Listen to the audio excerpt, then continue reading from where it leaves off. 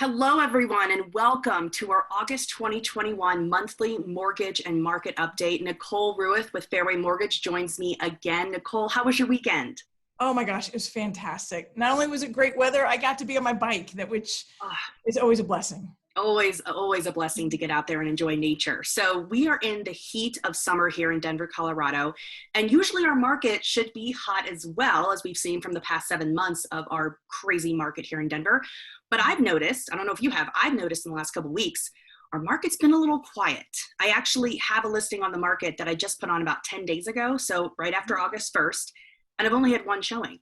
I've only had one showing in 10 days. And this home is in Denver proper. It is a single family home and it's under $500,000. So Should have that gone in minutes. exactly. It should have been grabbed up in minutes. So for me, Right. that's just so telling as to why the market, yes, it's seasonal as well, because if you think about it, everyone's trying to squeeze in their last minute vacations before Labor Day hits in August. And then also the kids are going back to school. So parents are busy either getting those school supplies, getting the uniforms, getting the back to school clothes for the kids ready to go, and then shipping them off to school every day, getting back into that routine. So the key is buyers. If you're still on the fence, if you want to get out of renting, if you've been dealing with this crazy market the last 7 months, don't give up, because now is the sweet spot. Now is the time to get out there and keep looking at homes, and maybe some homes that are on the market for 1, 2, 3 weeks, you might not have to pay for it. So just think about it that way. So it's definitely a good time to get back out there for those buyers. Now, for the buyers that are continuing to rent though, there might be not a sweet spot for you right now, because Nicole, I just read that rent prices are going up.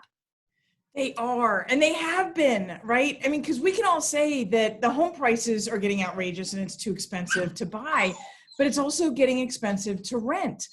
So just over quarter, first quarter, second quarter, we saw a 6% increase. Year over year, we saw a 9% increase.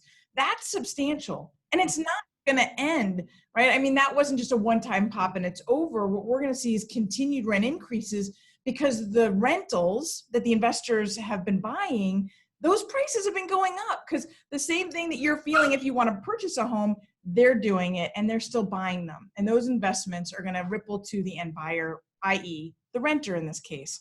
So those increased costs will continue every single year. Now, typically, historically, you might say, well, what is rent increase? Maybe 1%, maybe 2%. To see 6% quarter over quarter or 9% year over year, even if we slow down, what does that do over the next year and a half, 2 years? Does it drop to 5% or 4%? It's not going to go straight from 9 to 1. So that every time you renew, it's going to cost you more versus the stabilization of a mortgage payment. Lock it in. I mean, we still have incredibly low interest rates. We're still below 3%. This is the time to take advantage of that. And is that what you were talking about before for the Fannie Mae, Freddie Mac, boosting eligibility for those renters who have that rental history? Yes, I love that. I'm so glad you brought that up. So Fannie Mae and Freddie Mac both, so FHFA, which oversits both of them, they rolled out it's a new determining factor within the automated underwriting system. So it's not a new guideline. And so we can't say it's a yes or no, but if you have a borrower that maybe doesn't have as much credit, or maybe they have a little bit of bad credit, or maybe they don't have as much in reserves, where we might have gotten a decline in the past through the automated underwriting system. Now, if we connect their bank account that they've been making their rent payments with from over the last 12 months, then I can track a 12-month rent payment history.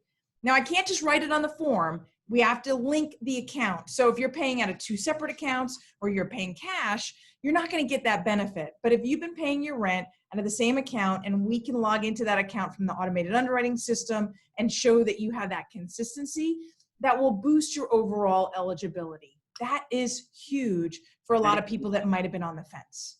That is huge. Anything else that we should know about as we're heading into now the end of summer? I can't believe we're going to be talking fourth quarter for 2021, but anything else that you want to bring up, or anything else that our buyers and sellers should know out there? I do. I really want to kind of say that, and I hate to say that the sky is falling, because I'm not that person, but at the same time, I'm going to say that it has never been closer that we will start to see interest rates rise. To what extent or how quickly is still unfolding, right? I mean, the Feds are meeting in Jackson Hole later this month, here in the next week and a half, And when they do that, and we're going to hear from Powell even this week as to his direction on starting to taper mortgage-backed securities and the purchases of. So as we start to taper, mortgage interest rates will start to go up. They're not planning on raising the Fed rate until later next year. So that's not the thing. But the tapering on the purchases does impact mortgage rates. So all of the people that estimate, whether it's Fannie Mae, Freddie Mac, MBA, or any number of the economists, they all agree that at the end of this year, we're going to start to see close to 3.25 to 3.5. Next year, we're going to start to see around 4. The following year and the year after that, closer to 5. I mean, there's pluses and minuses in that, but the consistency of the economic forecasts of those interest rates rising are pretty much universal. And so I just plead to everybody who is looking at the freedom of renting, look, your rent's about to go up if it hasn't already. The alternative is locking in today's lower interest rates at a price, yes, that might be more than it was a year ago, but it's less than it's going to be. And so if you can win on interest rate and on price, I think now is the best time to buy. Exactly. And if you think about it too, in our past sessions, we always keep talking about, home values and home prices keep rising as well. So if you think about it, if you do wait till 2022 or 2023, and then you're paying 4%, 5% on a home that's now gone up another $10,000, $20,000 per year, it just makes so much more sense if you can swing it to give Nicole a call, get yourself pre-approved, call me then, we'll go look at homes and we'll get this locked and loaded for you. Absolutely. All right. Well, if anybody has any other questions about the market or maybe about your mortgage rate, or maybe if you want to refinance and of course get a new loan, I'll have Nicole's information all down below. I'll have my information down below. Let's connect and let's get you in a home.